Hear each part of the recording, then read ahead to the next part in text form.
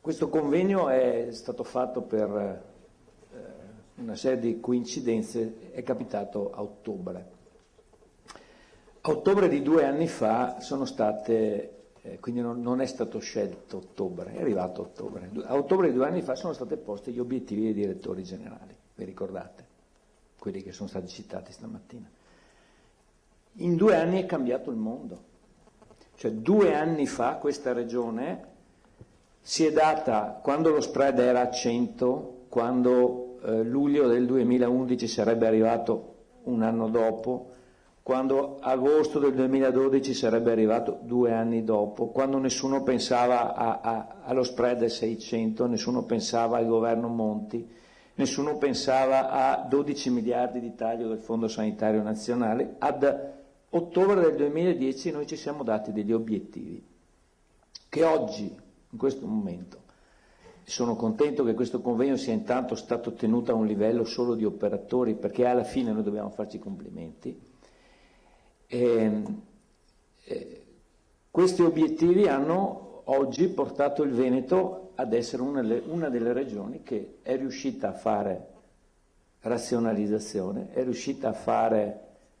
efficientamento del sistema,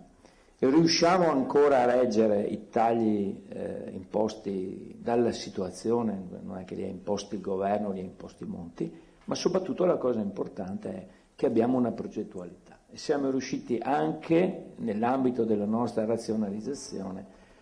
a non tagliare eccessivamente, anzi a non tagliare i servizi per i cittadini e riuscire a ricavare risorse anche per gli investimenti.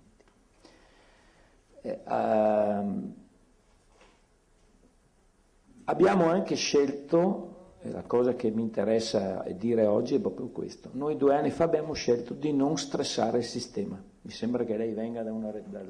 regione dove stanno buttando per aria il sistema. Noi abbiamo scelto di mantenere il sistema dei 500 campanili, abbiamo scelto di confermare il fatto che questa regione per tradizione non è mai stata una regione dirigista alla Lombardia, come diceva Gubbia, no? In Lombardia non ci sono i 1000 progetti del Veneto, ma c'è il progetto della Lombardia o dell'Emilia Romagna, e siamo riusciti a mettere a sistema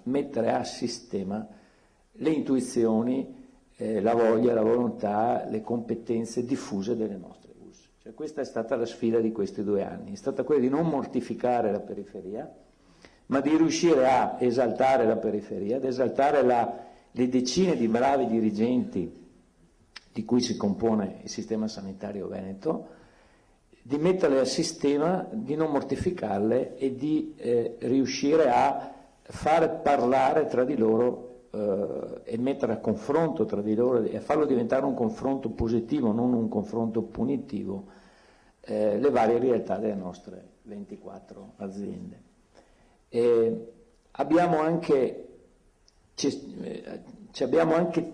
tenuto a mantenere l'impostazione del sistema, e cioè alla regione programmazione, indirizzo, controllo, alle US, alle aziende e ai direttori generali la gestione, con tutti gli annessi e connessi, e mi permetto di dire che oggi questi 2 anni i risultati che abbiamo portato di questi 2 anni sono risultati che oggi permettono al Veneto, permettono alla politica del Veneto di presentarsi ai tavoli nazionali oggi che in particolare oggi è sotto accusa la gestione delle regioni, è sotto accusa la modifica del titolo V della Costituzione, è sotto accusa il decentramento della sanità date alle regioni, che bisogna dire la verità, in gran parte ne hanno fatto un cattivo uso, ma bisogna anche altrettanto dire che dove è stata gestita bene, e il Veneto è una delle regioni dove è stato gestito bene, questo sta portando dei risultati ottimali. La settimana scorsa, all'inizio della settimana, ero a Milano alla Bocconi, dove la Bocconi sapete che è stata una delle, anzi è stata la fucina, il pensatoio da cui è partita il concetto di aziendalizzazione, hanno spinto sul concetto di aziendalizzazione, si stanno ponendo anche loro il quesito: ma l'aziendalizzazione ha ancora un senso in Italia o dobbiamo tornare all'accentramento o addirittura dobbiamo cambiare modello? Ecco, io devo dire che la risposta del Veneto, risposta non politica ma risposta data, messa in evidenza con i dati che oggi abbiamo visto, è quella che secondo noi la strada giusta è quella di lavorare, di non modificare il sistema, di non stravolgere il sistema, ma di perfezionarlo, di lavorare sull'aziendalizzazione, sul miglioramento dell'aziendalizzazione, sull'avere una progettualità regionale, sul fatto che la regione deve essere un punto di coordinamento, di stimolo, di pungolo e di investimento, ma che le aziende, poi l'altro tema un po' più in là sarà le dimensioni delle aziende, ma che le aziende, il modello dell'aziendalizzazione è il modello forte, il modello vero, un modello da salvare e un modello da ancora validare.